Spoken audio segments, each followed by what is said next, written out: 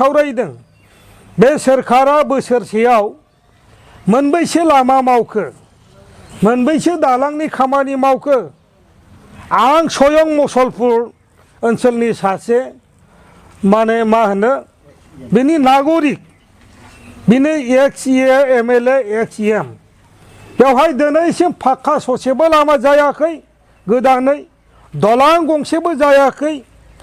बेवहाय खुनु न' गंसे गोदान लुजायाखै खुनु बेवहाय डेभेलपमेन्ट एक्टिभिटि खुनु मोनसेबो बेवहाय जायाखै उदाहरन हिसाबै बिथांमोना बुंथों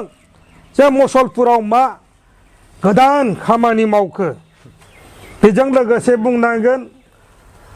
आंथ' थिफुदला होननानै बुंदों गोबां थिफुदला खोथा बुङो बिथांनि घोषणा बिराद गिदिर घोषणा होलांनानै दङ हयथ' बे थांनाय हाग्रामा महिलारिनि नेतृत्वआवनो माने सिक्स फाइनेन्सनि जि आसनिनि गेजेरजों मुसलपुरनि टाउन डेभेलपमेन्टनि थाखाय 100 crores बा अन्यान्य जिल्लानि जोंनि हेडक्वार्टार साब डिभिजन बेफ्राव 100 crores जे सिक्स फाइनेन्सआव हमनाय जादोंमोन दिनैसिम बे थाखाखौबो केन्द्र सरकारनिफ्राय लाबोनो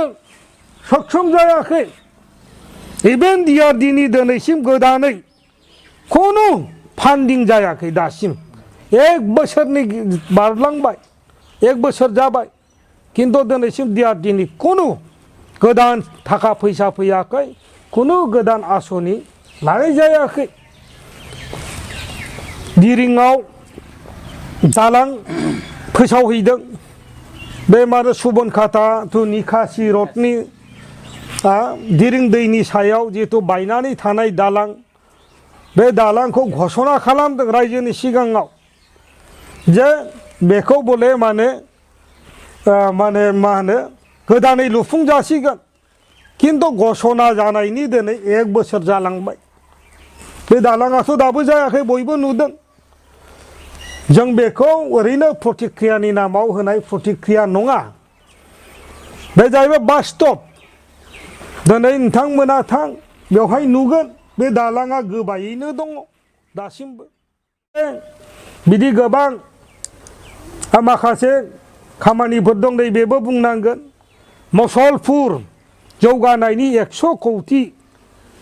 माने रां होनायनि खोथा आजि माने 6 माससो जालांबाय मुसलपुर तो बाथौपुरि जितु रडसआव खालबार फिसा मोनसे 2 मिटार ना 1.5 मिटारसोनि खालबार सिफायनानै दोनदों मैखो रडआवनो जालातु कुमार काटा रडआव बेवहाय बे गंसे खालबारखौनो लुनो हायाखै आरो बेजों लोगोसे मुसलपुरनिफ्राय जाला रड लामाया सिफायनाया 6-8 मास जालांबाय हाद्रिजों दिनै रायजो थाबायनो हाला अन्थाइ ख्राव ख्राव एक्सिडेन्ट जायो गारि हाद्रिजों थानो हाला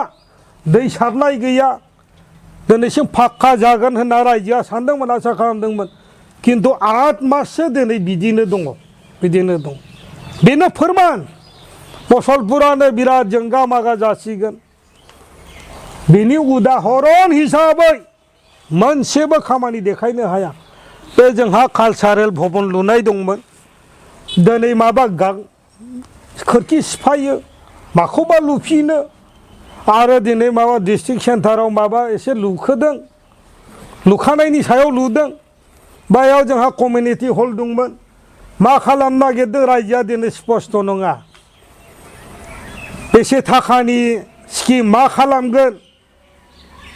रायजोआ खुनु मिन्थिया इसोरासो मिन्थिगौ बे मा मावगोन बिथांमोना